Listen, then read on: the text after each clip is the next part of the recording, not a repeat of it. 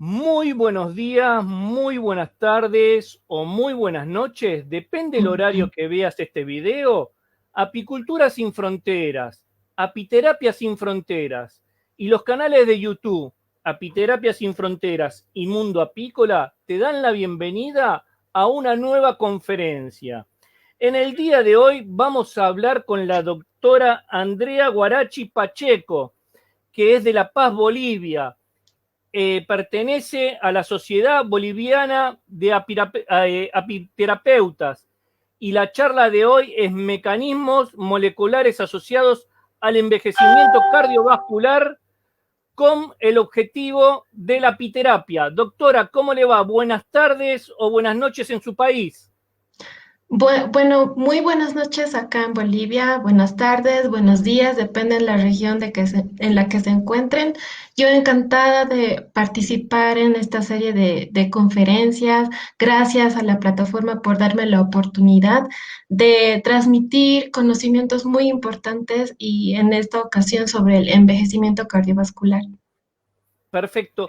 Y vamos a hacerle también un, una forma de agradecimiento a Marcos Delgadillo, quien hizo la gestión para tenerla en esta plataforma. A usted, doctora, sabemos que tiene muchos trabajos realizados en el tema de salud pública y educación en su país, así que vamos a arrancar con la conferencia en el día de hoy y bueno, estamos para escucharla. Muy bien, sean bienvenidos a la charla. Vamos a tratar de hacerlo un poco dinámico para que les sea de su agrado y todos los conocimientos transmitidos en esta presentación eh, eh, son para que ustedes conozcan y pongan en práctica sobre todo los objetivos apiterapéuticos. Entonces, comencemos. Vamos a hablar sobre todo del envejecimiento cardiovascular, pero es importante tener en cuenta que a nivel mundial tenemos un aumento en la población envejecida y esto predispone a que estos pacientes tengan susceptibilidad para adquirir muchas patologías. Como se ve en esta diapositiva, se ha visto cambios en las pirámides poblacionales. Podemos ver en esta imagen la pirámide poblacional de España para el 2010, que básicamente hay un aumento en la población adulta y adulta mayor, desde años vida de 71 hasta los 81 años. Este proceso de envejecimiento global, como ya lo he mencionado, va a predisponer a que tengamos mucha susceptibilidad en adquirir muchas otras patologías. Y como estamos viviendo la actual pandemia, vemos que personas jóvenes están adquiriendo fácilmente esta infección. ¿Por qué? Porque personas aparentemente jóvenes pueden estar cursando con un envejecimiento oculto o precoz que va a predisponerles a adquirir enfermedades nuevas y crónicas. Entonces, básicamente en esta diapositiva vemos una alteración en las pirámides poblacionales que el pronóstico hacia el 2049, como se ve en la imagen, es que aumente la población envejecida y que tengamos mayor cantidad de personas entre los 81 y 86 años. Entonces, a nivel del continente europeo, sobre todo, tenemos un porcentaje de entre el 28,7% que estos pacientes que tienen edades entre 80 y 84 años tienen asociada a su edad una discapacidad o una enfermedad.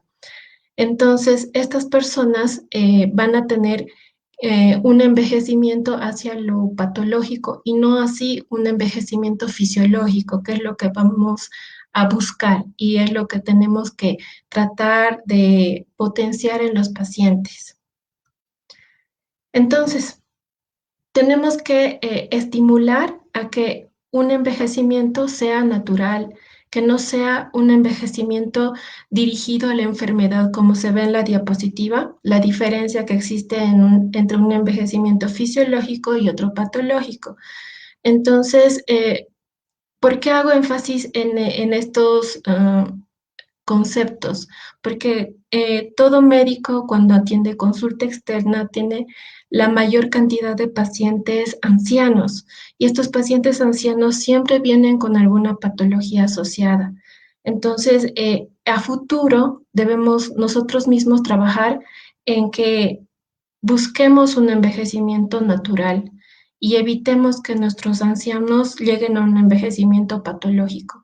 Y nosotros mismos, que somos jóvenes, debemos prepararnos para el envejecimiento, ya que es algo que no podemos evitar, pero sí podemos modificar de que el trayecto sea hacia lo fisiológico y no a lo patológico. En ese trayecto de la juventud al proceso de envejecimiento existen aspectos moleculares que no le damos, a los cuales no le damos tanta importancia de la que deberíamos darlos. Entonces, ¿cuáles son esos factores que nos conducen hacia un envejecimiento patológico? Ese es el objetivo de esta charla y cómo evitar el envejecimiento patológico con el uso de los derivados de la colmena. Entonces, como contenido, vamos a hablar como método de introducción sobre la oxidación y el envejecimiento.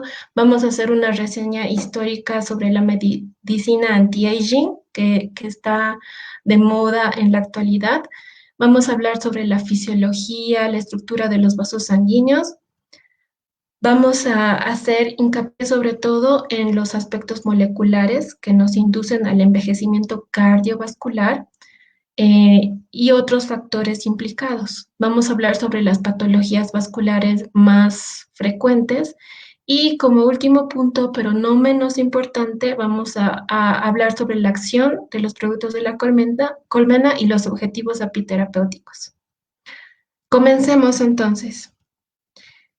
Como introducción, el cuerpo está tan diseñado perfectamente que ante un estímulo externo, como puede ser una infección, exposición a cambios ambientales o la contaminación, se produce una inflamación aguda, como se puede ver en la diapositiva.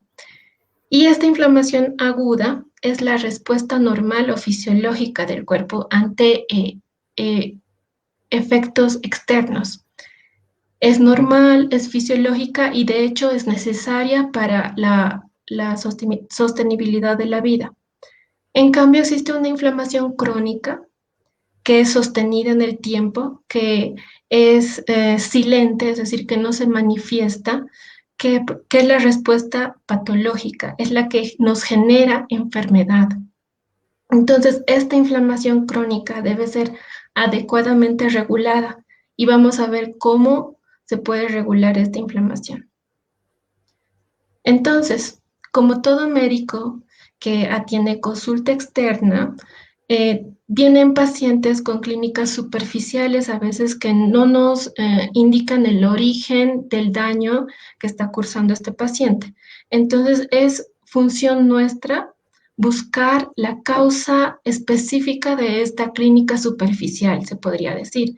Entonces, como se ve en la imagen, puse un iceberg y la punta del iceberg significa la clínica superficial del paciente. O sea, no nos tenemos que dejar llevar por los signos y síntomas inespecíficos a veces, porque cometemos errores y medicamos con muchos fármacos al paciente que solo intoxican y dañan el organismo por dentro.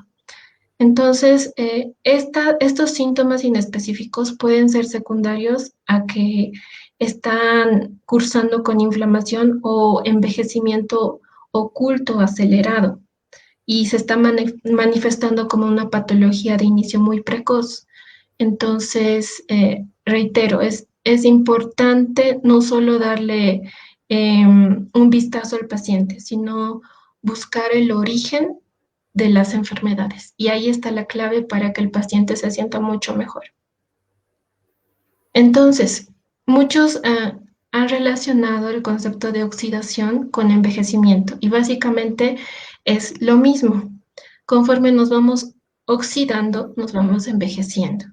Pero este envejecimiento, como lo he mencionado anteriormente, debe ser un envejecimiento natural o fisiológico. No debe asociarse a patologías crónicas como la hipertensión, la diabetes, que traen complicaciones mucho más severas a futuro.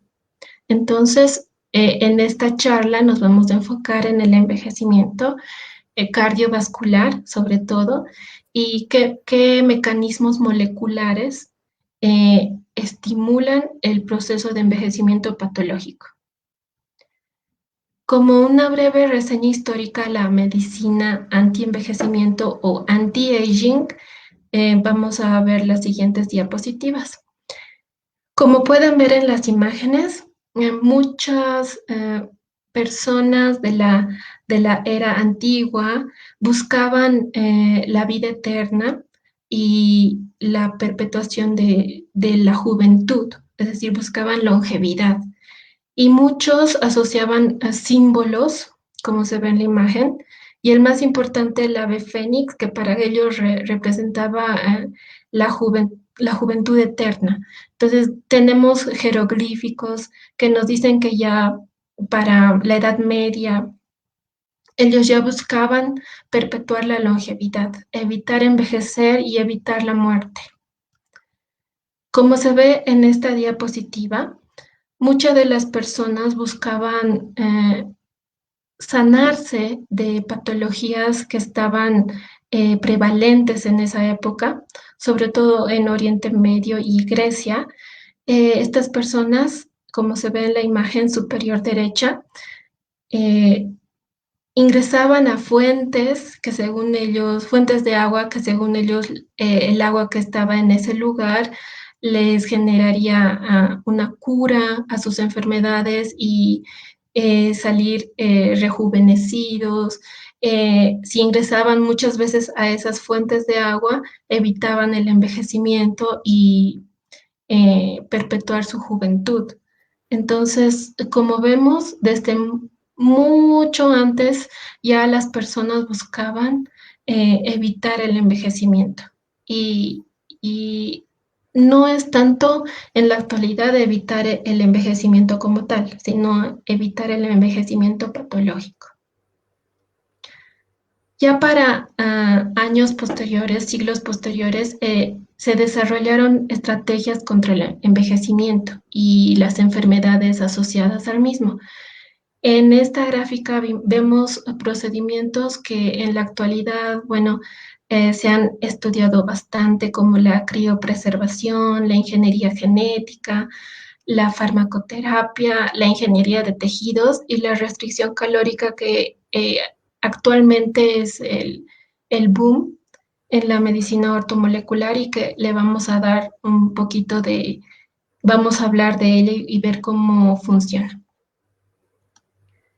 Entonces, para empezar a hablar de envejecimiento cardiovascular, primero debemos conocer algunos puntos básicos de la estructura y el mecanismo de acción de los vasos sanguíneos. Entonces, los vasos sanguíneos, fisiológicamente hablando, se clasifican en 3 grupos. Encontramos la arteria, la vena y el capilar. Y cada uno de estos tiene características específicas, como se ve en el gráfico.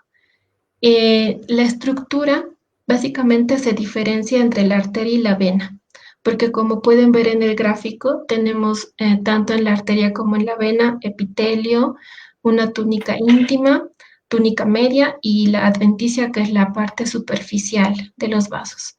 La diferencia entre estos dos vasos sanguíneos es la túnica media. Como ven, la arteria tiene un grosor más aumentado y la vena tiene disminución de esta túnica media. Esta túnica media está constituida sobre todo por músculo liso. Entonces, la gran diferencia entre estos dos es que la arteria tiene un grosor más amplio y la vena está estrecha en el músculo liso. Y el capilar está estructurado principalmente por epitelio, ya que llega a irrigar partes del cuerpo periféricos. En cuanto a la arteria, ¿qué podríamos decir? Su función principal es amortiguar el flujo sanguíneo y ser sostén de todo el flujo de sangre que se va a transportar por todo el organismo. Entonces, estos vasos sanguíneos, como habíamos mencionado, tienen tres túnicas, que son como capas. La túnica externa o adventicia, que está constituida por un tejido conjuntivo fino. La túnica media, básicamente músculo liso. Y la túnica íntima, que es la que más nos interesa en esta charla, que está constituida por el endotelio, que se ve en la imagen, la membrana basal que está constituida por glucoproteínas y la lámina elástica básicamente constituida por elastina. Entonces, lo más importante que quiero que recuerden de esta imagen es la túnica íntima y el endotelio, que es de lo que vamos a hablar durante la charla. Entonces, ¿qué aspectos moleculares influyen en el envejecimiento cardiovascular? Existen muchos y vamos a hablar de los más importantes. Entonces, el envejecimiento cardiovascular es es el principal factor de riesgo de enfermedad cardiovascular. Y la enfermedad cardiovascular es la primera causa, si no la segunda en la actualidad, de mortalidad, en un 80%. Es decir, que la mayor cantidad de las personas cursan con enfermedades cardiovasculares que aumentan el riesgo de mortalidad. Los factores de riesgo cardiovascular se pueden clasificar en dos: factores externos y factores internos. Los factores externos ya los conocemos todos. Por ejemplo, el tabaquismo, el sedentarismo, la obesidad, niveles altos de colesterol y la diabetes pueden ser factores externos que predispongan a un aumento del riesgo cardiovascular. Y los factores internos a los que no les damos mucha importancia son los factores moleculares, de los que vamos a hablar enseguida. Los aspectos moleculares. Tenemos 4 principalmente. Uno es la disfunción endotelial, la disfunción mitocondrial, el proceso inflamatorio y los factores genéticos como el acortamiento telomérico, que predispone a un envejecimiento cardiovascular. Vamos a ir desglosando cada mecanismo. Primero quise englobar todos los mecanismos moleculares en esta diapositiva. El envejecimiento cardiovascular, entonces, está asociado a un aumento de la oxidación, aumento de la inflamación y a otro factor que es el factor genético asociado a la disfunción telomérica. Tanto la oxidación como la inflamación van a generar una disfunción mitocondrial, y la mitocondria es el organelo más importante en toda célula. Esta disfunción mitocondrial va a generar disminución del óxido nítrico, que es el elemento indispensable para la vasodilatación, aumento de los radicales libres y aumento del factor nuclear kappa beta, que es responsable de la inflamación de casi todos los tejidos y que nos van a generar repercusiones patológicas, como vamos a ver más adelante. Algo importante es recalcar que el óxido nítrico, que se ve en la imagen, es el principal elemento al momento de hablar del envejecimiento cardiovascular. Entonces, la disfunción vascular endotelial está dada por dos factores primordiales. Uno es la rigidez vascular y otro es la disfunción endotelial misma. Estos dos factores aumentan conforme va aumentando la edad del paciente. La rigidez vascular se caracteriza por aumento del colágeno a nivel vascular, por aumento en las metaloproteinasas de la matriz extracelular y por aumento en la actividad del factor de crecimiento transformante beta 1. Estos tres factores van a aumentar la rigidez vascular. Al hacer rígida la pared vascular, vamos a tener tendencia a patologías como la aterosclerosis, la hipertensión arterial, insuficiencia cardíaca, de las cuales vamos a hablar más adelante. En cuanto a la disfunción endotelial, se va a caracterizar principalmente por la disminución de la producción de óxido nítrico endotelial. Por eso es importante recordar al óxido nítrico como el principal responsable de la disfunción endotelial. Todo esto nos va a generar cambios tanto estructurales como moleculares en el sistema cardiovascular y así a la pérdida de la hemodinamia vascular y muchas alteraciones cardíacas sobre todo. Entonces, tenemos tanto cambios estructurales como cambios moleculares. En cuanto a los cambios estructurales, hablamos de remodelamiento vascular. ¿Y a qué nos referimos con remodelamiento? Hablamos de el grosor de la capa íntima y media de los vasos sanguíneos. Por eso, en la gráfica de los vasos sanguíneos, les dije que hagan hincapié en la capa íntima, porque acá se va a producir un remodelamiento de la capa y va a producir un engrosamiento de la misma y va a favorecer a procesos ateroscleróticos. Entonces, es importante recordar también al factor de crecimiento transformante beta 1, que a medida aumenta la edad del paciente, este va a aumentar su actividad profibrótica, que significa que se van a formar fibras que van a obstruir el vaso sanguíneo, el lumen, la luz del vaso sanguíneo. Y disminuye su actividad antiproliferativa, es decir, que va a haber gran proliferación de células que van a llegar a obstruir la luz del vaso sanguíneo y vamos a tener complicaciones a futuro. Doctora, ¿sí? Ahí me está escuchando con eco. El tema del colesterol, el malo que dicen el que se queda en las capas, ¿en qué parte influye o estaría relacionado en el tema que estamos viendo de el grosor y la calidad de nuestra parte cardiovascular, de las venas, de las arterias? Muy buena pregunta. Y el colesterol malo, que es el LDL, que lo voy a explicar más adelante, el por qué se estimula o por qué los niveles altos de este colesterol pueden predisponer a la formación de placa aterosclerótica. Es que existe un mecanismo en el que el cuerpo, mediante una respuesta inmunológica, mediante los monocitos, que son células que nos defienden, este LDL es captado por estos monocitos y mediante el estrés oxidativo del que vamos a hablar enseguida, van a formar células espumosas y así se va a formar la placa aterosclerótica.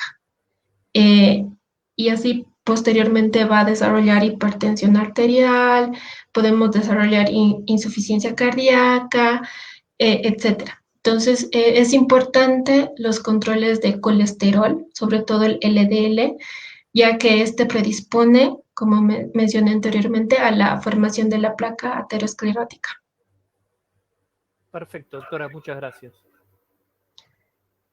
Entonces, continuando con la exposición, el factor de crecimiento transformante beta 1, como habíamos mencionado, es profibrótico y va a tender a la formación de coágulos o placa aterosclerótica. Entonces, este elemento, este factor es muy importante regular su actividad para evitar las patologías como ya habíamos mencionado. Entonces, tanto la rigidez vascular asociada al envejecimiento cardiovascular nos va a generar anomalías estructurales a nivel cardíaco. Como se ve en la diapositiva, vamos a tener alteración en el tamaño y la estructura del cardiomiocito, que es la célula del corazón. Vamos a tener aumento en la matriz intercelular, aumento del colágeno que nos va a generar disminución del número de cardiomiocitos que van a tender a la necrosis y a la muerte celular programada, que es la apoptosis. Este engrosamiento o remodelamiento de la matriz extracelular nos va a llevar también a cambios estructurales de la pared arterial, la pérdida de la fragmentación de la elastina, la fractura de las fibras elásticas y el aumento del colágeno. Todo esto nos va a generar la disfunción endotelial, la cual va a repercutir o se va a manifestar con procesos ateroscleróticos. Entonces, en esta diapositiva vemos como un resumen de todo lo que les hablé anteriormente. Esta rigidez arterial se va a producir principalmente por estrés oxidativo e inflamación, de lo que vamos a hablar a continuación. Este estrés oxidativo va a depender de procesos patológicos como la hipertensión arterial, la dislipidemia, que era la pregunta, aumento del colesterol, que nos va a predisponer a formar placas aterogénicas, alteraciones metabólicas en los pacientes diabéticos y el envejecimiento vascular acelerado. Van a aumentar el estrés oxidativo y el proceso inflamatorio. Esta rigidez arterial se va a manifestar de forma funcional en el corazón, con aumento de la presión sistólica, aumento de la presión de pulso, daño en la miocirculación y la microcirculación, que también es importante. Va a producirse una hipoxia tisular y una posterior fibrosis o envejecimiento del tejido. Entonces, esta progresión del daño estructural de estos tejidos nos van a llevar a eventos tanto cardíacos, que es lo que vamos a hablar ahora, como eventos renales e incluso cerebrales.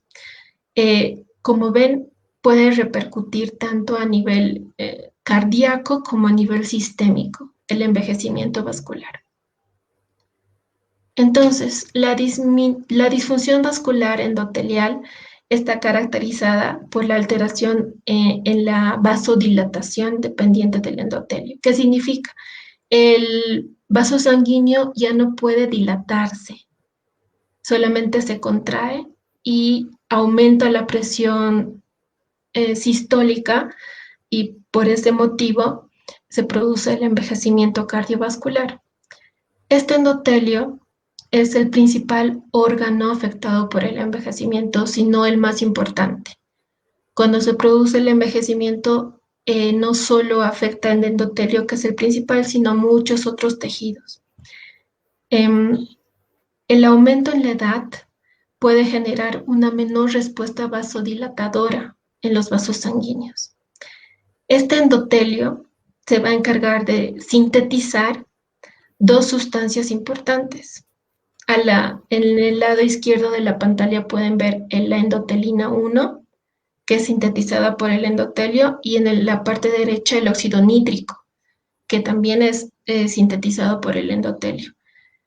La endotelina es básicamente la sustancia vasoconstrictora y el óxido nítrico es vasodilatador.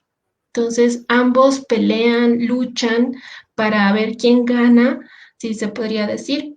Y en el envejecimiento, el óxido nítrico se ve disminuido. Por eso tendemos a la vasoconstricción, a que los vasos estén completamente cerrados y no haya un adecuado flujo o paso de la sangre. Y eso repercute en patología. El óxido nítrico es cardioprotector, es decir, protege al corazón de una vasoconstricción sobreexpresada, e inhibe la agregación plaquetaria, es decir, que evita la formación de ateromas o placas ateroscleróticas. Entonces, en el envejecimiento cardiovascular, lo importante a tener en cuenta o el mecanismo más importante es la disminución del óxido nítrico, que es el elemento vasodilatador más importante. Esta disminución de óxido nítrico va a producir disfunción vascular endotelial. Y esta disfunción del endotelio va a predisponer a un ambiente protrombótico y proaterosclerótico. Es decir, se van a formar trombos y ateromas debido a una disfunción endotelial y principalmente por una disminución del óxido nítrico. Bien, como se ve en la diapositiva, la vía de producción del óxido nítrico, tenemos que resaltar muchos puntos. Cuando el paciente va aumentando de edad, la L-arginina disminuye su disponibilidad. La L-arginina es la proteína mediante la cual se sintetiza el óxido nítrico. Y si esta disminuye, vamos a ver disminución del óxido nítrico. Entonces, la vía indispensable para la producción de óxido nítrico es la L-arginina. Esta L-arginina puede recorrer dos vías. Una, la producción directa de óxido nítrico y la L-citrulina, y otra que es por la L-arginasa, que es una enzima que va a orientar la producción de L-ornitina y urea. Entonces, para, para ver la importancia de la L-arginina en la producción de óxido nítrico, tendríamos que ver cómo este proceso se va a regular por la ENOS que se ve en el gráfico de color verde, que es la enzima óxido nítrico sintasa endotelial, que ayuda a la síntesis de óxido nítrico. Entonces, todo este proceso, la alteración conforme vamos envejeciendo, la disminución del óxido nítrico va a llevar a la disfunción endotelial, envejecimiento cardiovascular. Entonces, es importante mantener los niveles adecuados de óxido nítrico para evitar un envejecimiento cardiovascular acelerado. Pero si vemos una sobreexpresión, es decir, aumentamos al tope máximo la producción de óxido nítrico, podemos generar apoptosis. ¿Qué es la apoptosis? Es la muerte celular programada. Es decir, nuestro cuerpo se programa para destruir células tanto buenas como malas. Es decir, el equilibrio. Todo en el organismo tiene que estar bajo equilibrio, que se llama hemodinamia. Entonces, esta enzima que es la óxido nítrico sintasa endotelial actúa gracias a un cofactor que es la tetrahidrobiopterina, que sus siglas son BH4. Y conforme va aumentando la edad, esta tetrahidrobiopterina va disminuyendo su biodisponibilidad. Por eso que también esa vía va a disminuir la producción de óxido nítrico. Lo importante que quiero que recuerden de esta diapositiva es la actividad de la óxido nítrico sintasa endotelial, que está de color verde. Ese elemento es muy, muy importante conocerlo para detallar posteriormente si se va a producir o no óxido nítrico. Doctora, perdón, estamos hablando de que esto va generándose con el tema de a medida que va pasando la edad, ¿sí? Sí. Pero ¿hay alguna enfermedad autoinmune que el mismo organismo lo pueda generar más allá de la edad? Enfermedades autoinmunes existen muchas y las enfermedades autoinmunes no dependen tanto del envejecimiento, ya que hay pacientes muy jóvenes que, por ejemplo, la artritis reumatoide se presenta entre los 15, 20 años de edad. Entonces, Por eso mismo el envejecimiento cardiovascular es al que deberíamos dar un poquito más de importancia, ya que es silencioso y no se manifiesta como las enfermedades autoinmunes. La artritis se manifiesta con dolor articular, hinchazón en las articulaciones, pérdida de la movilidad articular. En cambio, este envejecimiento del que estamos hablando es más silencioso, crónico, y se llega a manifestar cuando ya básicamente hay daño en las células, sobre todo cardíacas. Perfecto. Continuemos, doctora. Muy bien. Entonces, la disfunción endotelial de la que estamos hablando se va a caracterizar por una menor capacidad proliferativa, menor capacidad regenerativa, ya que se daña tanto las células endoteliales que van a generar este daño que no se va a poder recuperar el tejido.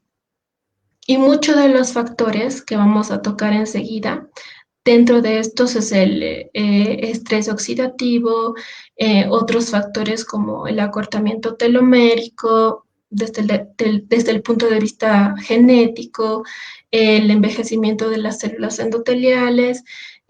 Todos estos factores nos van a inducir esta disfunción o alteración en la función endotelial. Hablemos ahora de la disfunción mitocondrial. La mitocondria es el órgano estrella de la célula, porque en esta mitocondria se va a producir tanto ATP, que es la energía para las células, para que es el motor para que las células funcionen adecuadamente. Se va a llevar a cabo la cadena respiratoria y a la par de estos dos procedimientos se van a producir radicales libres, que es lo más importante en esta charla. Estos radicales libres se van a producir en la membrana interna de la mitocondria. Entonces, la disfunción mitocondrial repercutiría en aumentar los radicales libres, en la deficiencia o la poca formación de ATP y posterior manifestación con patologías. Estas especies reactivas de oxígeno, que son los radicales libres, son moléculas que derivan del oxígeno, como también del nitrógeno. Entre estas tenemos los radicales libres y las que derivan del oxígeno. Entonces, en los radicales libres tenemos como importantes el anión superóxido, el hidroperóxido, el hidroxilo. Entonces, estos son los más importantes, los radicales libres, que vamos a ver cómo actúan en el envejecimiento. Y el resto, como el ácido hipocloroso, el peróxido de hidrógeno, también son importantes a la hora de hablar de envejecimiento. ¿Qué fuentes o dónde podemos encontrar estos radicales libres o especies reactivas de oxígeno? Existen diferentes fuentes y tenemos dos: fuentes exógenas y fuentes endógenas. Las fuentes exógenas son a las que estamos expuestos, como los fármacos, las infecciones, los virus, las bacterias, la contaminación ambiental, la radiación y muchos otros. Son fuentes externas de estos radicales libres. Las fuentes endógenas a las que vamos a hacer hincapié son producto de la formación de radicales libres en la misma mitocondria.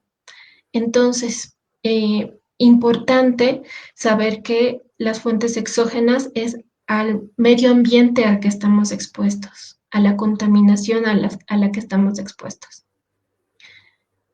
Como vemos en la gráfica, lo que había mencionado, fuentes exógenas de radicales libres que estimulan el estrés oxidativo. Pueden ser la radiación ultravioleta, la contaminación, la radiación ionizante, el tabaquismo. Podemos añadir en esta gráfica hábitos alimenticios inadecuados, la sobremedicación, el uso exagerado de fármacos, todo eso, esos factores son fuentes exógenas de radicales libres. ¿Qué es un radical libre? Que forma parte del estrés oxidativo. Un radical libre es un átomo que carece de, que tiene un electrón eh, desapareado, es decir, que carece de una pareja, como se ve en la imagen, en su última órbita, en su órbita más externa. Este radical libre que tiene esa carencia va a hacer uso o va a tener alta reactividad para asociarse a otro átomo que tiene todos los electrones apareados en su última órbita. Entonces, este electrón que está completito es el antioxidante y este átomo que está incompleto es el radical libre. El proceso mediante el cual el antioxidante va a donar el electrón hacia el radical libre se llama reducción. Y el proceso mediante el cual este antioxidante dona el electrón se llama oxidación. Es muy importante tener en cuenta esta característica, ya que todo esto es la base del estrés oxidativo, del que vamos a hablar enseguida. En esta imagen quise mostrar cómo el estrés oxidativo o envejecimiento va a dañar tanto las células y su estructura misma. Por eso es importante eh, dar, hacer hincapié en el estrés oxidativo. Entonces, vemos en la imagen cómo el estrés oxidativo, gracias al aumento de esos radicales libres, va a producir tanto cambios en la señalización de las mismas células como daño en las moléculas, en las proteínas, en los lípidos y también en el ADN mitocondrial. Todo esto va a repercutir en la producción de citoquinas inflamatorias como la interleucina 6, el factor de necrosis tumoral alfa, la disfunción mitocondrial y la apoptosis. Y juntos estos procesos van a generar enfermedades y envejecimiento cardiovascular. Entonces, es imprescindible tener en cuenta tanto los factores endógenos como exógenos que nos llevan a un estrés oxidativo. Como tenemos factores estresantes, oxidantes, tenemos factores o elementos antioxidantes. Y en nuestro cuerpo existe un sistema antioxidante endógeno, que es nuestro mecanismo de defensa ante el proceso oxidativo. Y como vemos en la imagen, existe un desequilibrio. Conforme va aumentando la edad, hay un desequilibrio en la balanza. Aumentan los radicales libres y disminuye la capacidad de defensa del sistema antioxidante endógeno. Por eso es tan importante aumentar esta actividad del sistema con el consumo de vitamina E, vitamina C, como se ve en el recuadro, el betacaroteno, el glutatión, que son parte del sistema antioxidante endógeno, que es mediante los cuales podemos estimular su actividad.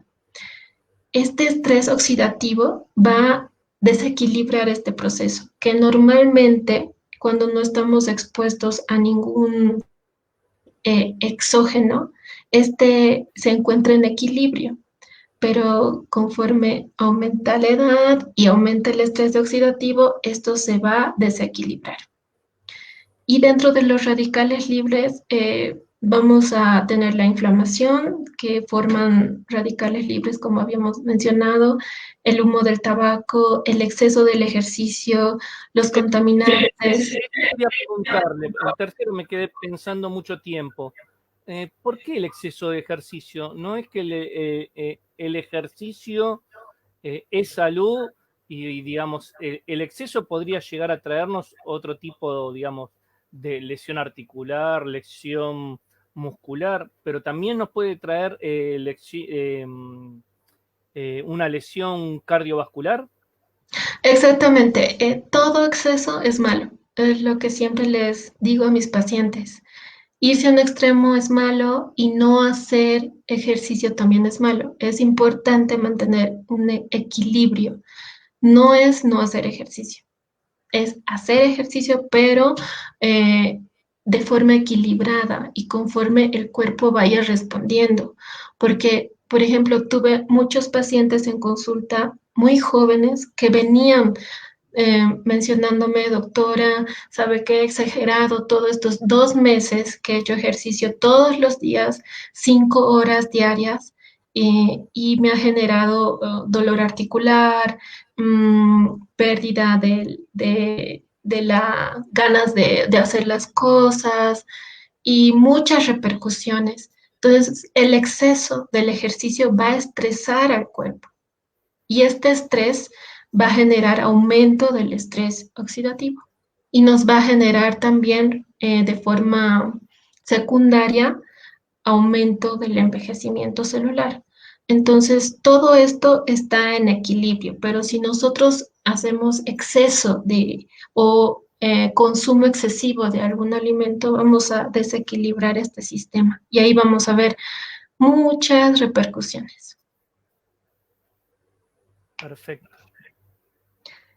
Entonces, el exceso del ejercicio, los contaminantes, los xenobióticos, que son fármacos de uso, mm, como decimos, nos automedicamos y hacemos mal uso de muchos medicamentos, la radiación, la dieta rica en pufas, que son los pufas, son los ácidos grasos que se acumulan en el cuerpo, la isquemia, los procesos carcinógenos y muchas enfermedades cardíacas.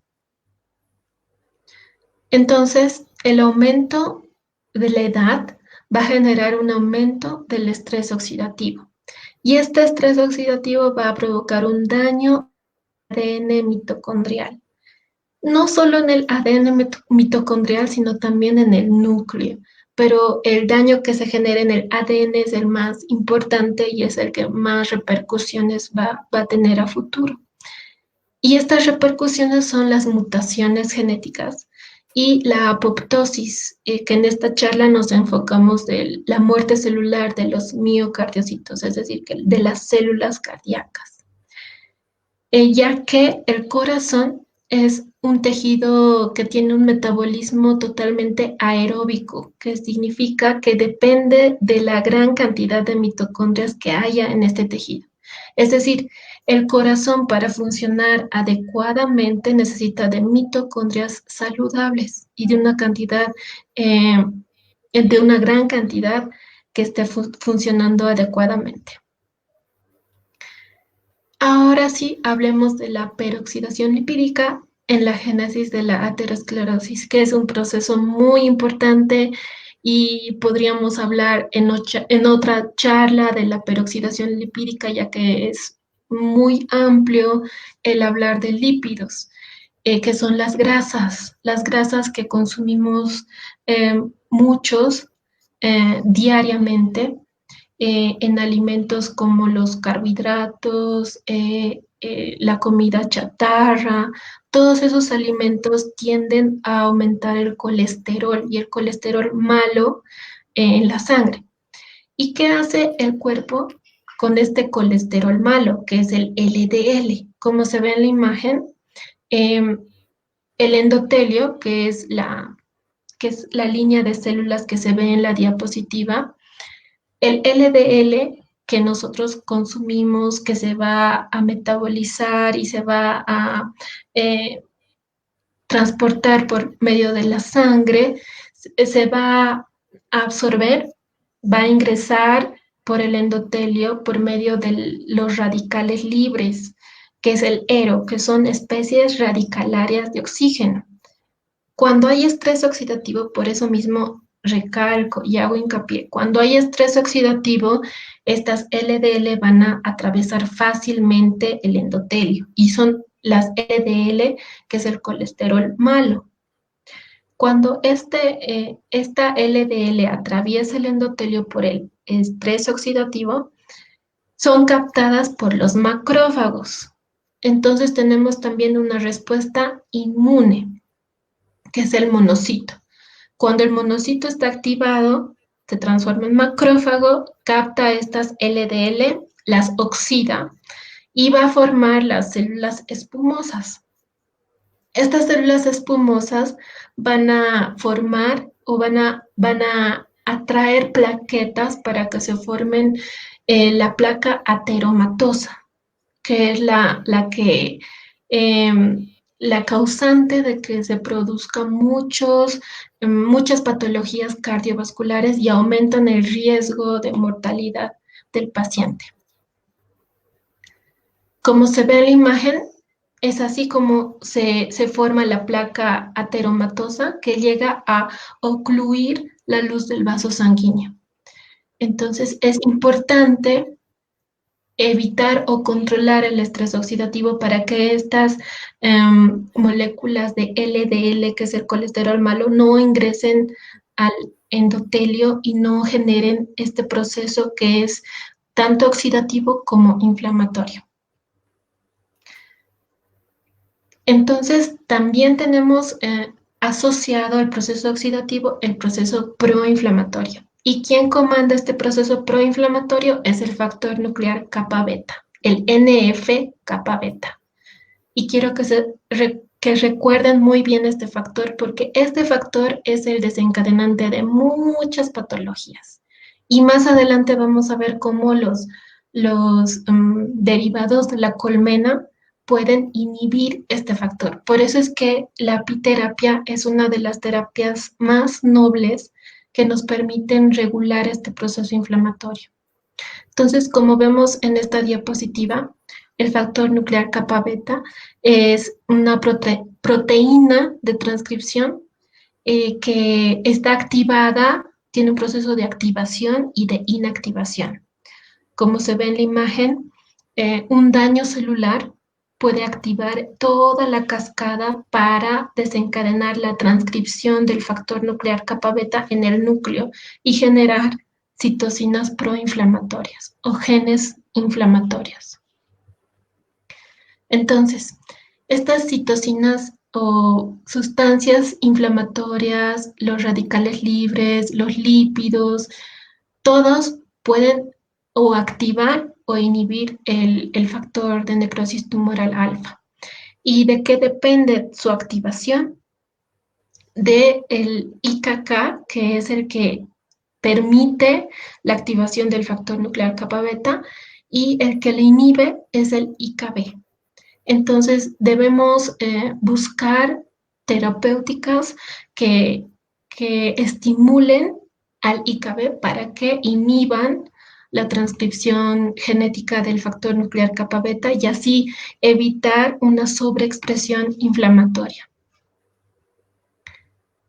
En esta imagen podemos ver cómo una respuesta o un estímulo inflamatorio como es el factor de necrosis tumoral alfa estimula la activación del factor de necrosis del NF-kappa beta unido a su IKB, que es el factor que lo inhibe.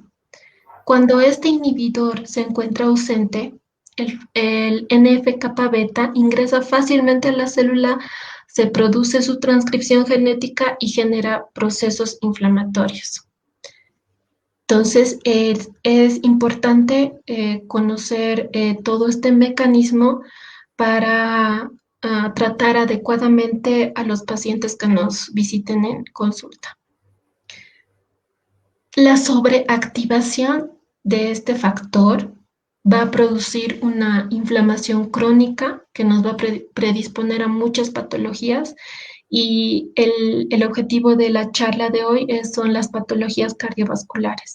Pero como vemos en la imagen, la sobreactivación o activación crónica en el tiempo de este factor va a predisponer a la formación de tumores, a la replicación de genes del ciclo celular, a genes antiapoptóticos, a las citoquinas proinflamatorias, a la respuesta inflamatoria misma y a los estímulos de las moléculas de adhesión.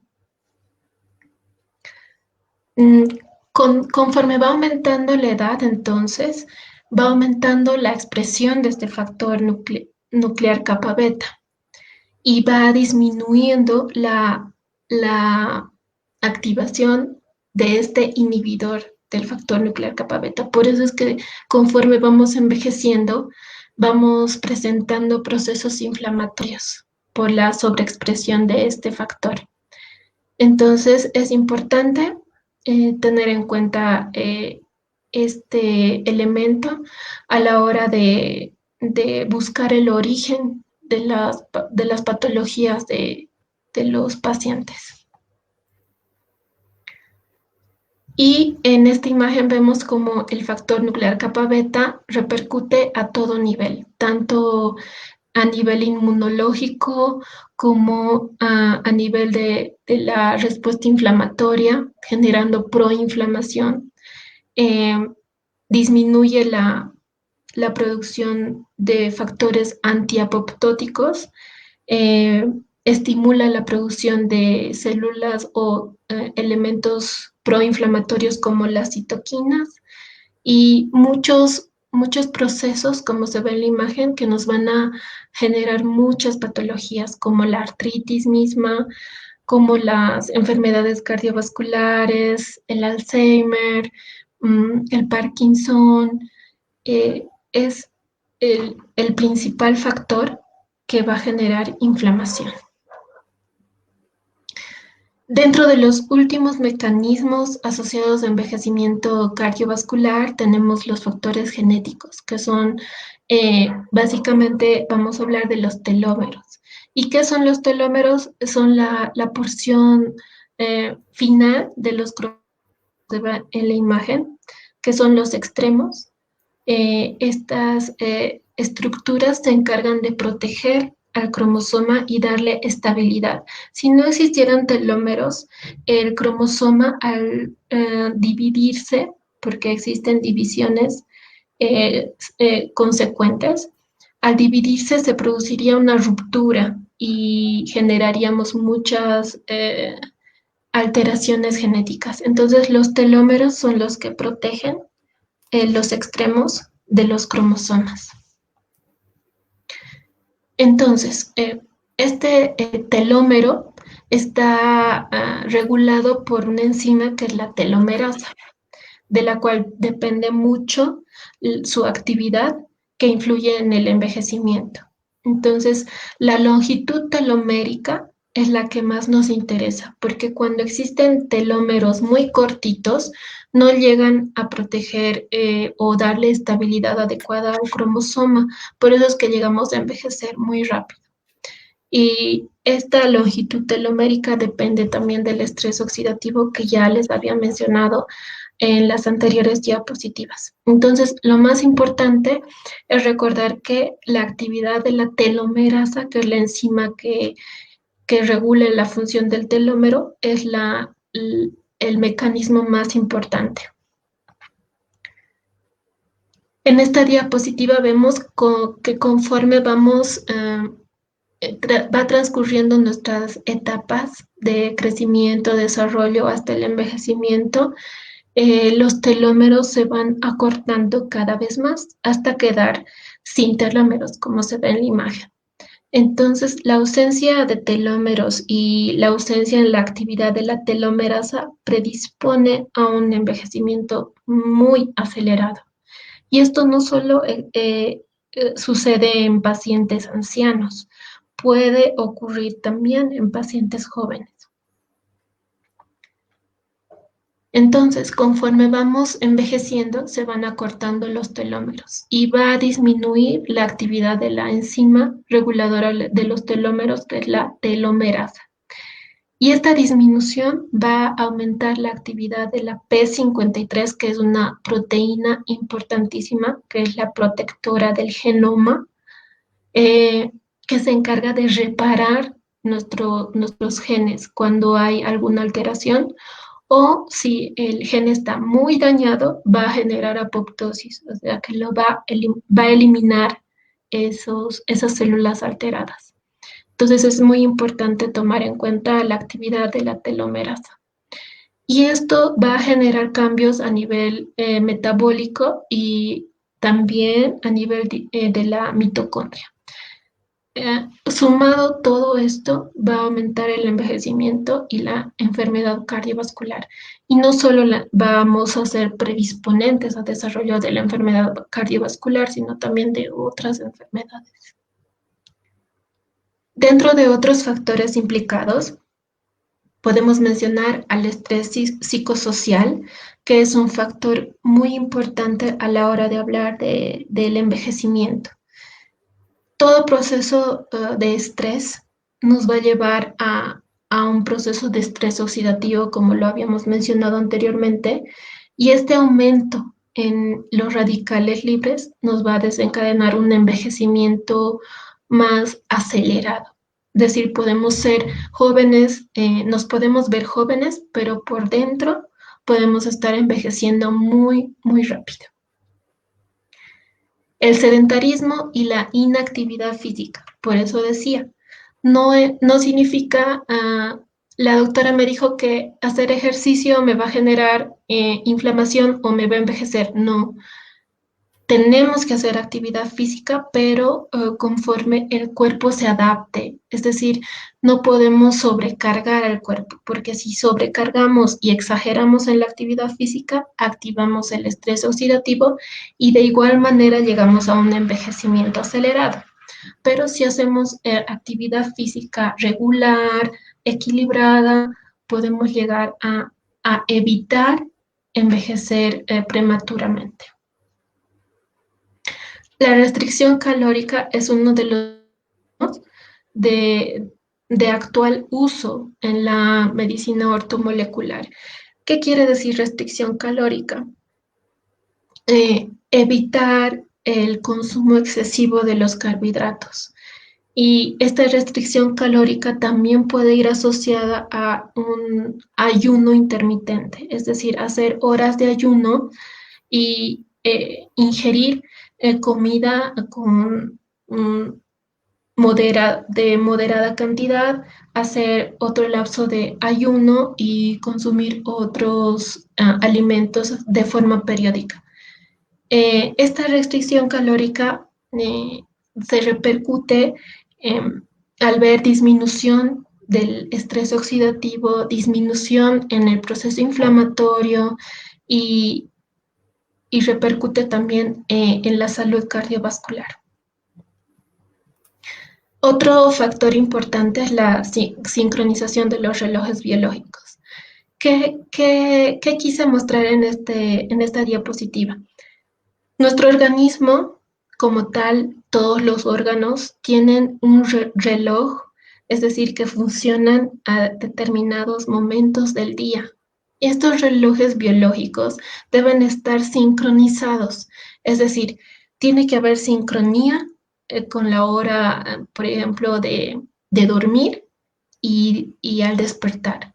Existen muchas personas que duermen muy tarde y se levantan demasiado tarde. Ahí vemos alteración en los relojes biológicos. Muchos piensan que al dormir tarde y me levanto tarde al día siguiente no va a pasar nada. Pues sí, está pasando algo dentro de nuestro organismo y se están alterando muchas funciones en los múltiples órganos que tenemos. Entonces, esta sincronía debe ser adecuada y debemos buscar, porque podemos educar a nuestro cuerpo. Y, por ejemplo, si un paciente consume o desayuna a determinada hora, tiene que hacerlo en esa misma hora todos los días. No perder esa sincronía, porque se alteran los relojes biológicos y se alteran muchas funciones orgánicas. Y los compuestos bioactivos, que son los que muchos en medicina ortomolecular utilizamos, como las vitaminas, la cúrcuma, que tiene gran poder antiinflamatorio, el resveratrol, que son compuestos bioactivos que nos ayudan a subsanar las defensas o las deficiencias de algunas sustancias que tenemos en el cuerpo y mantener todo en equilibrio. Bueno, en resumen, eh, es una pregunta que nace. ¿Envejecemos porque nos oxidamos o nos oxidamos porque envejecemos? Es algo no tan difícil de comprender, ya que al oxidarnos nos estamos envejeciendo muy rápido y es la causa principal de este envejecimiento cardiovascular. Como se ve en la imagen, los radicales libres son los que generan estrés tanto molecular y daño en las mitocondrias que va o a aumentar la longevidad o va a disminuir la longevidad. Y algo muy importante recalcar es el sistema de defensa antioxidante que tiene nuestro cuerpo.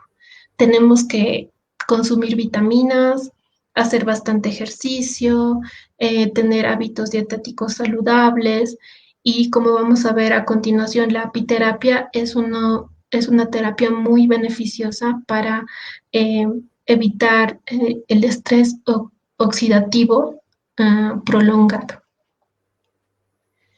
Y como vemos en esta diapositiva, el estrés oxidativo puede repercutir en muchos órganos, como en los riñones, en la vista, en el corazón, en los vasos sanguíneos, en el cerebro, en las articulaciones y en los pulmones, y genera múltiples patologías.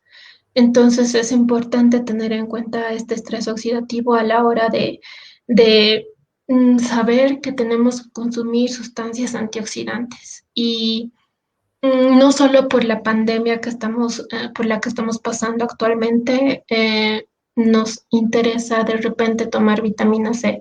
Debemos hacerlo continuamente. Y es importante también que todo paciente que sienta algún síntoma o signo que es extraño acuda a consulta médica y sea adecuadamente orientado. Bueno, Doctora, quería hacerle una consultita, ¿sí? Porque sí, justo antes de entrar en el tema que tiene que ver con la apiterapia en sí y los objetivos, ¿sí? De la apiterapia en todo lo que tiene que ver con este tema cardiovascular. Eh, Uno habla fuera del no conocimiento, y estuvimos hablando del tabaquismo, la diabetes, el sedentarismo, y el virus este que estamos conviviendo en este momento a nivel mundial, que dicen que genera obstrucciones o coágulos. ¿Ustedes han tenido algún estudio o han incorporado a este virus en los problemas cardiovasculares? de hecho sí, hay muchos estudios que relacionan el estrés oxidativo, el proceso proinflamatorio que existe a nivel cardiovascular, con las complicaciones que se pueden generar por la infección de este actual virus. Entonces, por eso mismo, muchos pacientes que están en proceso de envejecimiento o estrés oxidativo son predispuestos a desarrollar complicaciones y secundariamente llegar a la muerte por estas alteraciones ya previas que estaban cursando con un envejecimiento patológico previo y adquieren con mayor facilidad infecciones como en la actual pandemia que estamos viviendo y generan mayor predisponibilidad a la mortandad. Perfecto. Y después mi otra pregunta para después seguir con la conferencia es que la escuché nombrar y no es el primer profesional que habla sobre la cúrcuma y hay otros que lo hablaron en otro tipo sobre otros tipos de tratamientos que hemos establecidos y diagramados en las conferencias de acá de Apicultura Sin Fronteras y Apiterapia Sin Fronteras. ¿Me podría explicar o nos podría explicar a los que estamos hoy muy atentamente, porque nadie se fue y cada vez van poniendo like y compartiendo esta conferencia, la cúrcuma, qué beneficios tiene y cómo se tendría que incorporar en nuestra dieta o en nuestro organismo? Muy bien. La cúrcuma es un suplemento bastante importante y su mecanismo de acción básicamente es antiinflamatorio puro. ¿Qué significa? En el proceso inflamatorio tenemos dos cascadas, que es la COX-1 y la COX-2. Pues la cúrcuma bloquea la vía COX-2, que es la más dañina, mediante la cual se generan proliferación de citoquinas inflamatorias, cuales después repercuten en procesos patológicos como la artritis reumatoidea, patologías ateroscleróticas, hipertrigliceridemia. Por eso es que la cúrcuma o la curcumina, mejor dicho, que es el principio activo de la cúrcuma, está bastante utilizada como antiinflamatorio. ¿Y qué dosis podemos utilizar? La dosis básicamente es de 1 gramo al día. Pueden encontrarla en cápsulas y lo ideal sería consumir 1 gramo al día. ¿Durante cuánto tiempo? Lo ideal serían 6 meses primero para notar cambios o modificaciones y posteriormente hacer ciclos o mantener el consumo intermitente de cúrcuma. Muchos de mis pacientes consumen con licuados, con infusiones de hierbas, o sea, es muy utilizada y es muy buena la cúrcuma como antiinflamatorio puro. Perfecto, doctora. Muy bien. Continuando con la charla, en esta diapositiva quise resumir los procesos que nos generan patología cardiovascular y qué estímulos que llegan al endotelio pueden generar patología cardiovascular. Hablamos de un factor nuclear transformante, factor de necrosis tumoral, perdón, alfa, el cual es un proceso inflamatorio y que puede activar la cascada del factor nuclear kappa beta y generar patología cardiovascular por medio del estrés oxidativo. Pero otra vía que se ve en esta diapositiva es la hiperinsulinemia. Y esta hiperinsulinemia no solo se encuentra en pacientes diabéticos, es decir, podemos ser pacientes jóvenes que no sospechamos tener hiperinsulinemia, pero ya en nuestro entorno, nuestros hábitos dietéticos predisponen a esta hiperinsulinemia. Y este exceso de insulina va a actuar a nivel también endotelial y va a generar toda una cascada estimulando también el estrés oxidativo y va a repercutir también en patología cardiovascular, en la vasoconstricción.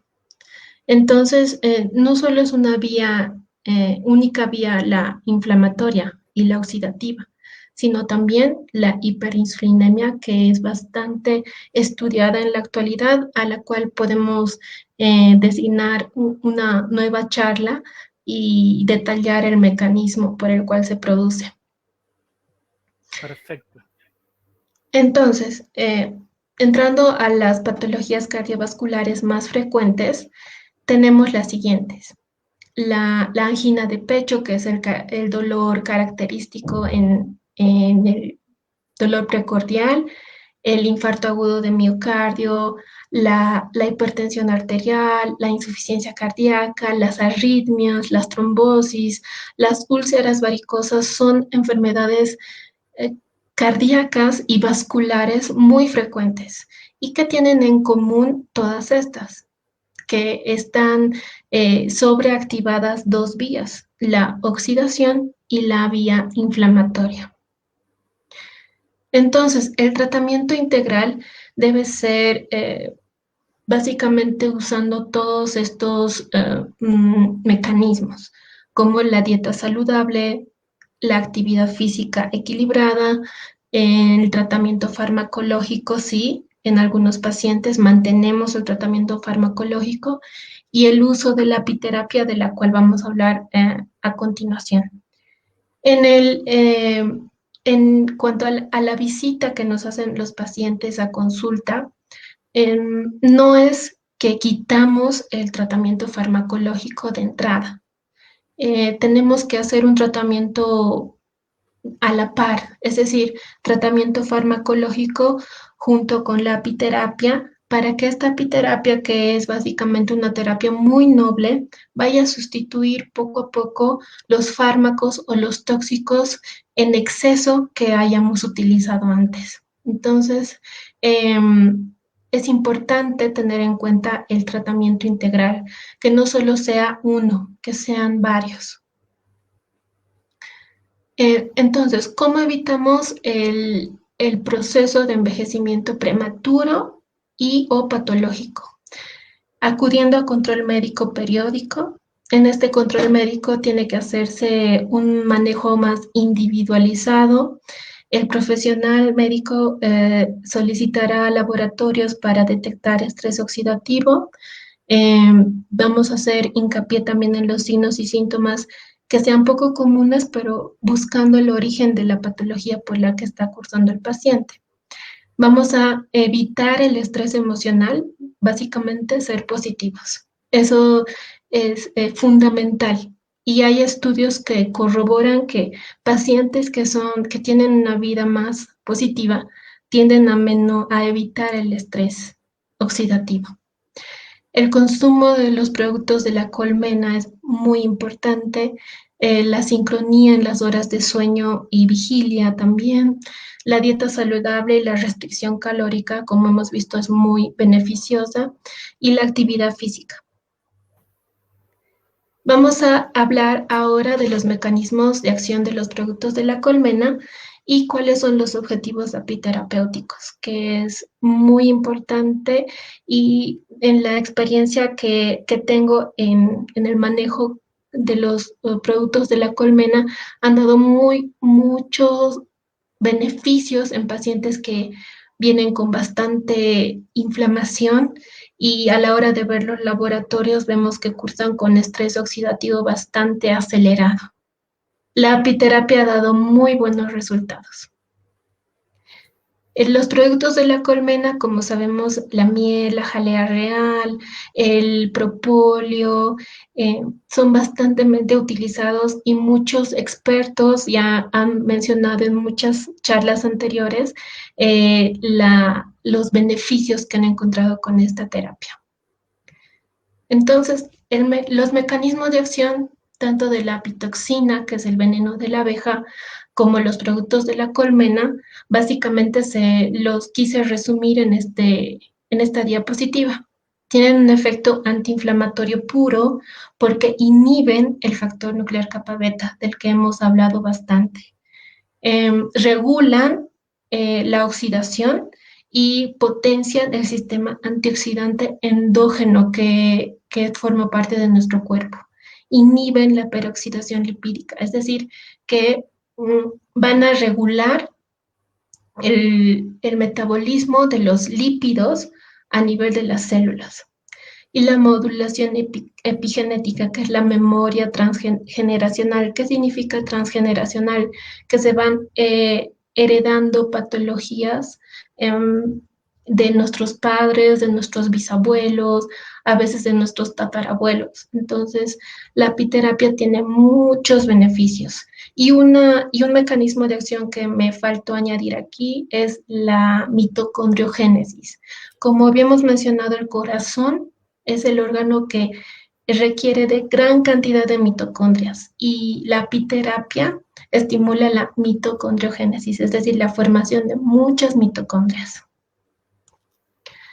Entonces, dentro de las patologías cardiovasculares, es importante individualizar al paciente. Es decir, que este esquema de tratamiento que proponemos ahora No es para todos los pacientes. Hay que saber individualizar al paciente.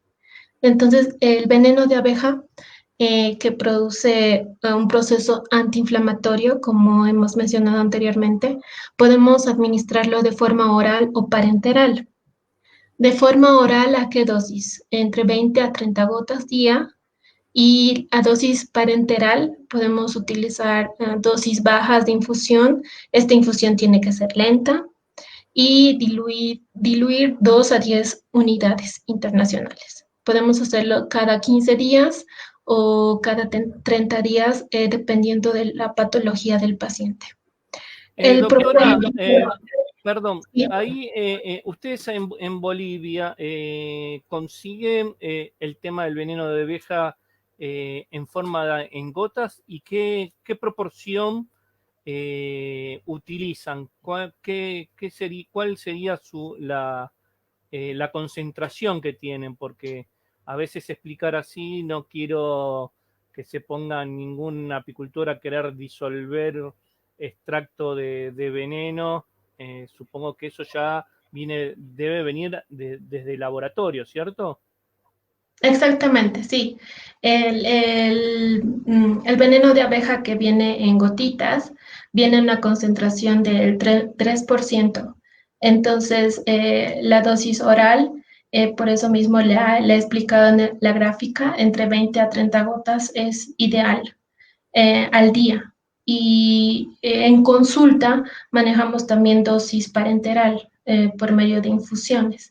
Entonces, en la dosis parenteral, básicamente toda la apiterapia debería ser manejada por un médico. Entonces, para tener un adecuado control, sobre todo de la infusión, y tiene que ser muy lenta y diluida. Entonces, es importante tener es importante recordar estos datos a la hora de tratar al paciente.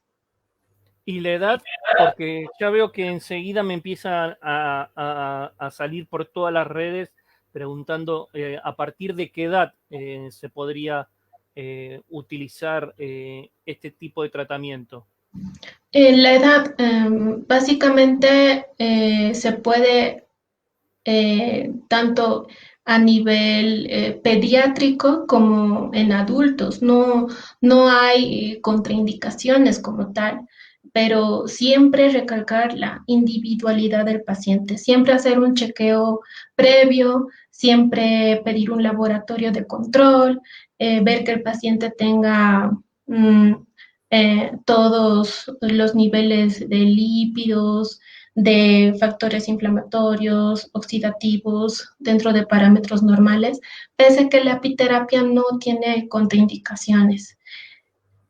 A Sí, nivel salvo que tenga algún IG alto con respecto al veneno de abeja. Ya ahí, digamos, no podríamos, tendríamos que hacer o un test de alergia o un exacto. laboratorio de IG, ¿cierto?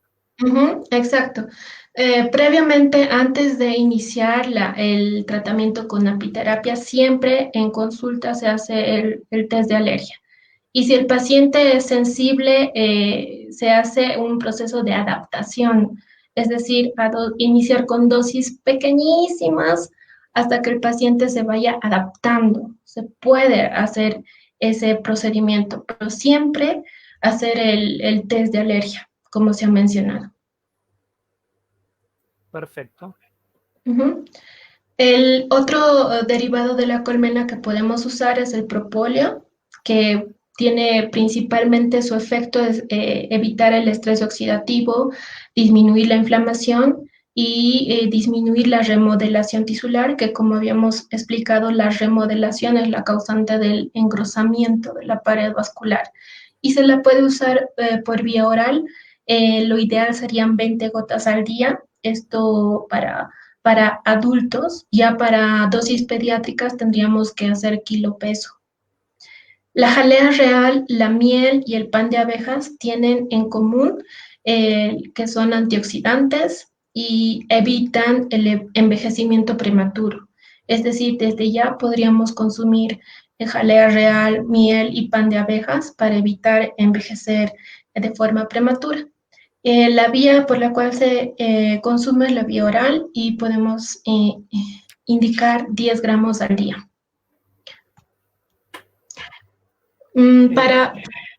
Dígame. Sí, doctora, con respecto a los diabéticos y la miel o a las que tienen sobrepeso, ¿nos convendría hacer un tratamiento con los otros productos o recomienda también que lo puedan hacer igual con miel y pan de abejas? Bueno, la miel no es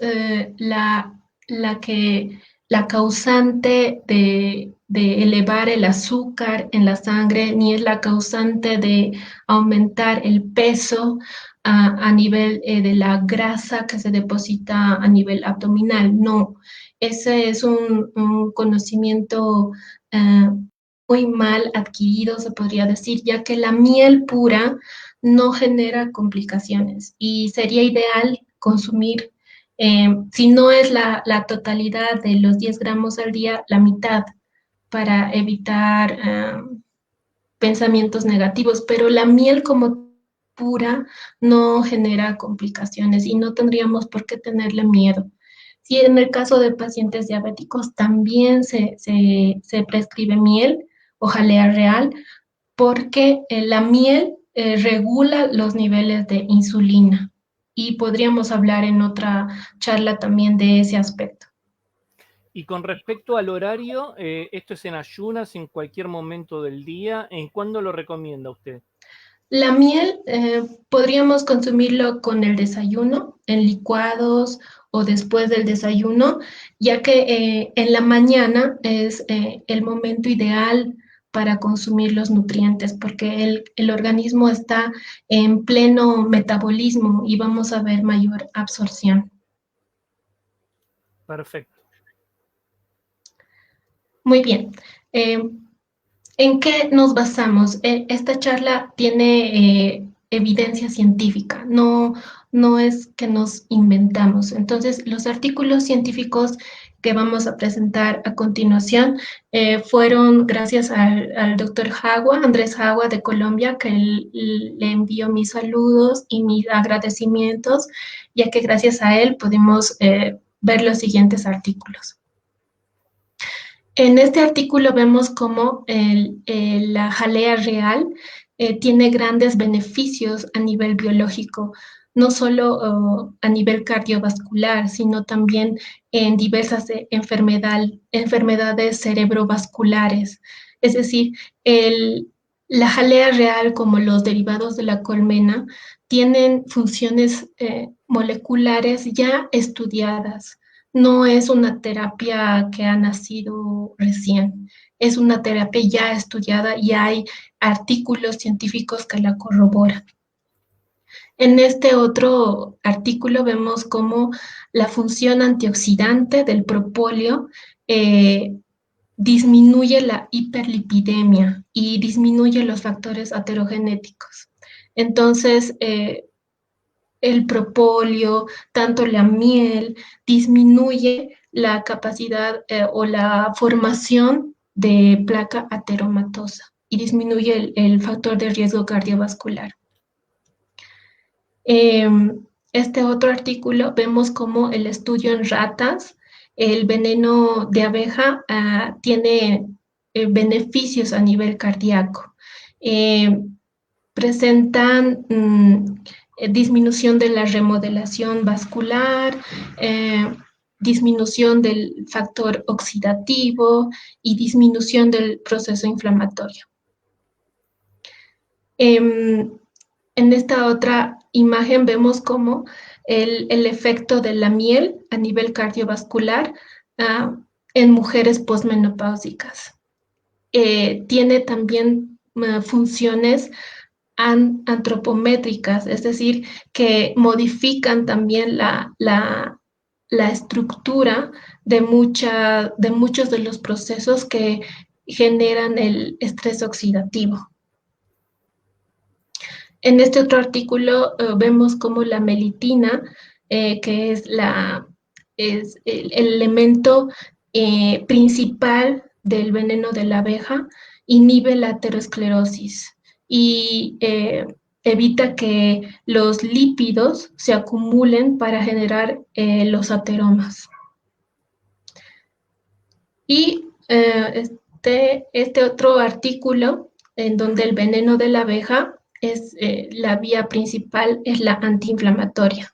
Entonces, vemos tantos mecanismos de acción en los cuales repercuten los productos de la colmena que es inevitable no ponerla en práctica. En conclusión, podemos decir que el envejecimiento es sinónimo de un proceso oxidativo y que esta oxidación puede llevar a la activación de vías inflamatorias que repercuten a nivel cardiovascular. Una de estas vías es la disfunción endotelial y la disfunción o alteración en la función mitocondrial, que va a producir mecanismos moleculares de envejecimiento cardiovascular. El estrés oxidativo es el principal y está asociado a la peroxidación lipídica, como habíamos mencionado. La inflamación, que está mediada por el factor nuclear kappa beta, es importante en cualquier patología, sea cardiovascular, sea articular y otras. Y la apiterapia debe ser de manejo individualizado e integral. Y como vimos, tiene mecanismos tanto antiinflamatorios como antioxidantes. Referencias y muchas gracias. Si tienen alguna pregunta, están mi correo y mi número de celular. Perfecto, a todos les decimos, a ver si podemos dejar ahí la pantalla. El teléfono es más 5591 67070903, ¿puede ser? Sí. Así que entonces el teléfono es más 591 67070903. Y después el email es un poquito más difícil, es maxi4ever1502@gmail.com. Así que, bueno, doctora, muchísimas gracias. Vemos a ver si tenemos alguna de las personas que nos quieren. Estuvimos al final de la conferencia mostrando los saludos y de todos los países que nos estuvieron viendo. Entonces, ahora creo que debe haber alguna que dice, doctora Andrea, si pudiera darnos un alcance de la acción que tiene la apiterapia en personas jóvenes que se les está indicando el uso del litio. Muchas gracias. Muy bien, en pacientes en los que se usan ese tipo de tratamiento como el litio, podemos hacer un tratamiento asociado porque no es bueno retirar los fármacos que se han utilizado mucho tiempo como el litio de golpe, no es sustituir de golpe. Entonces, la apiterapia puede ser una terapia al inicio coadyuvante de este tratamiento y conforme vayamos avanzando en la terapia, ir sustituyendo de a poco la dosis de litio hasta reducir al máximo posible. Entonces podemos iniciar con el veneno de abejas, primero hacer la prueba de sensibilidad, si es alérgico o no, y si hay algún grado de sensibilidad, como he mencionado anteriormente, hacer la adaptación, hacer que el cuerpo se adapte a la terapia.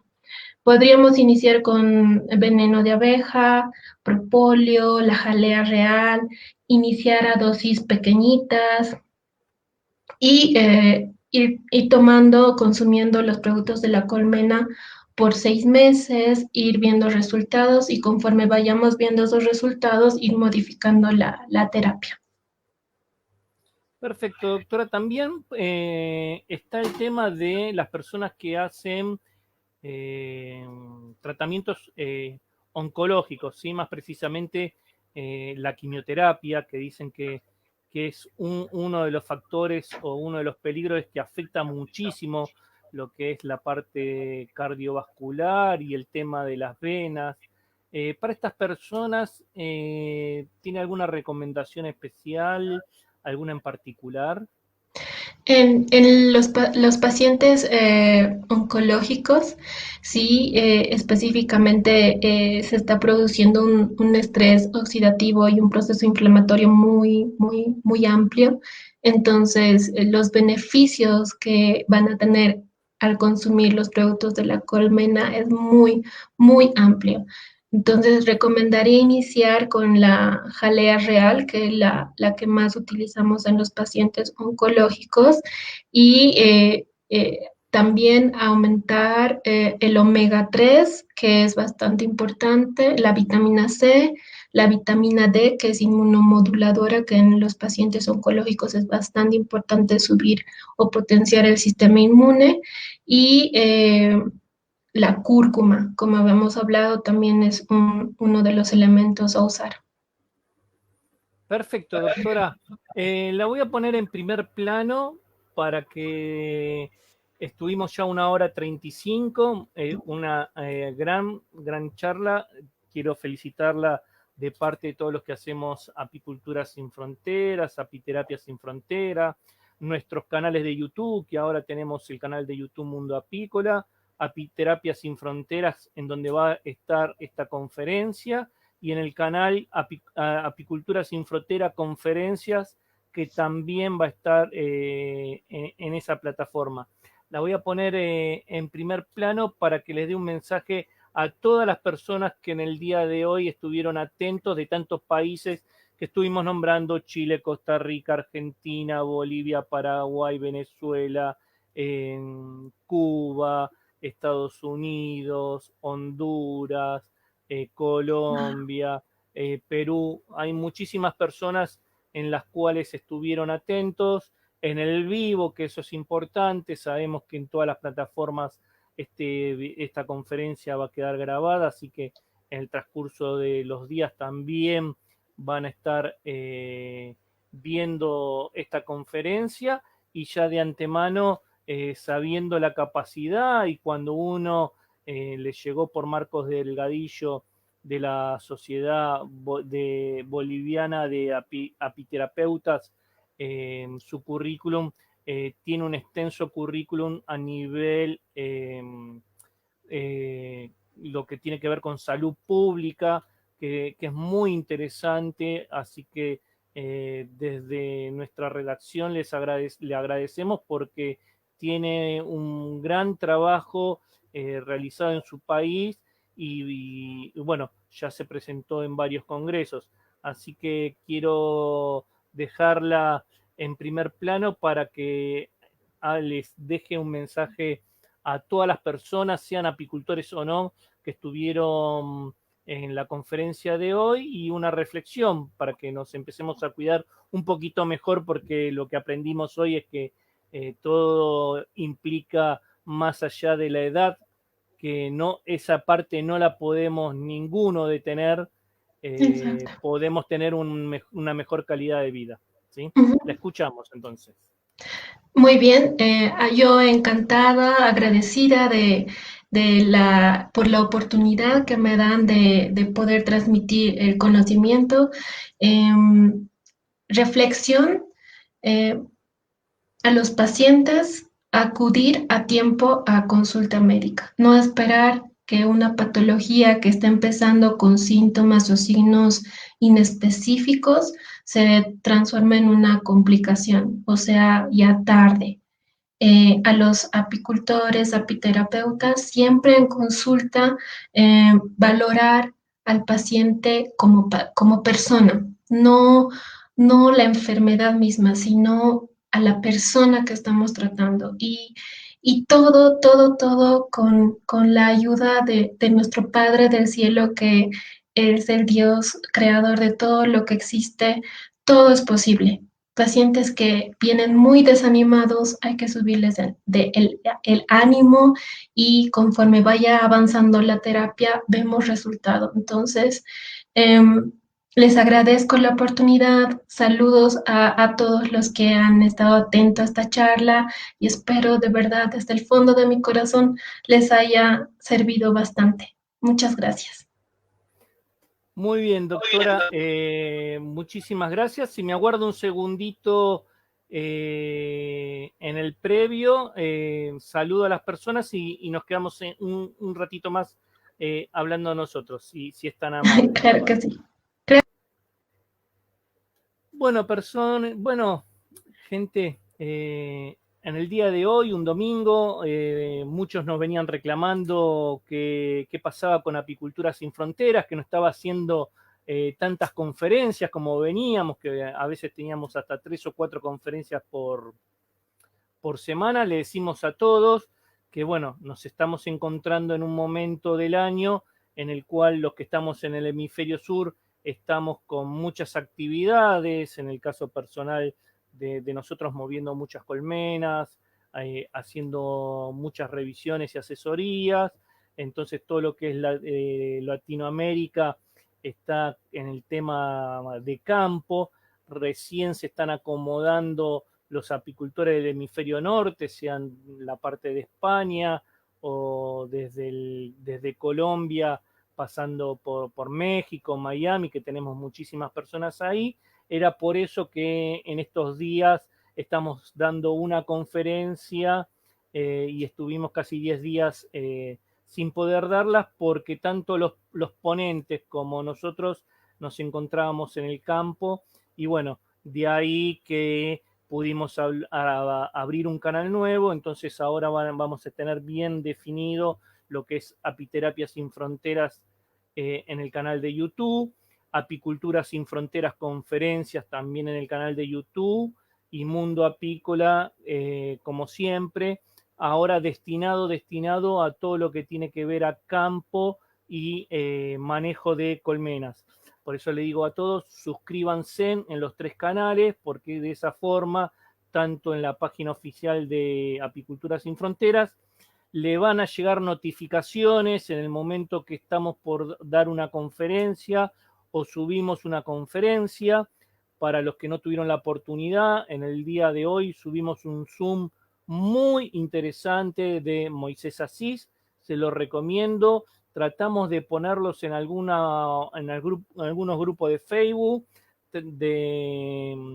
pero queremos también guardarlo para lo que son nuestras plataformas. Están todos invitados a que nos ayuden a compartir ese excelente Zoom que hizo con la Federación de Apiterapia de Latinoamérica, Moisés Asís, junto con Angélica y Gustavo de Apiterapia de Toluca, digamos, en México. Muchísima gente estuvo pendiente en esa charla que Moisés Asís hacía mucho que no estaba. Lo van a encontrar en el canal de Apiterapia Sin Fronteras, lo subimos en el día de hoy, la conferencia. Traten de verla, no se van a arrepentir. Y bueno, como siempre les digo, si pueden darnos un like, se lo van a dar a la doctora, que muy amable estuvo 1 hora 30 explicándonos muchísimo esta primera conferencia, porque ya vimos que hay muchísima información que tiene la doctora para hacer otras conferencias. Desde acá, Marcos Delgadillo, te agradecemos de corazón.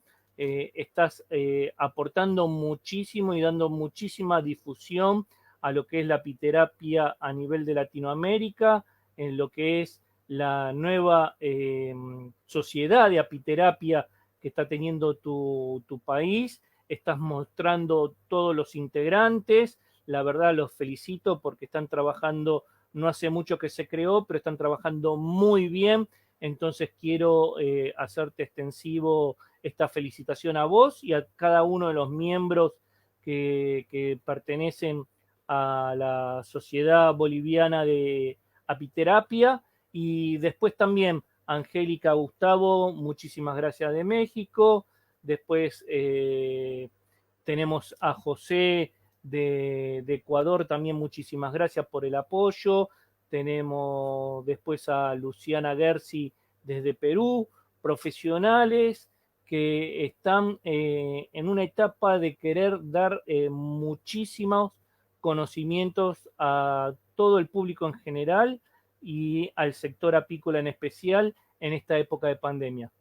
Como siempre les digo, El saber no ocupa espacio. Espero que haya sido de su agrado esta conferencia.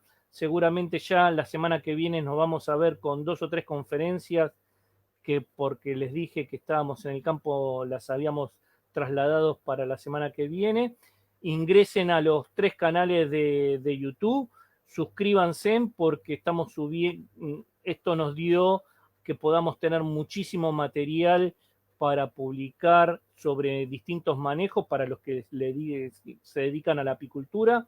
Así que suscríbanse a los 3 canales y bueno, que tengan una feliz noche, un buen comienzo de semana y muchísimas gracias por acompañarnos a Apicultura Sin Fronteras, Apiterapia Sin Fronteras y al canal Mundo Apícola. Que tengan buenas noches.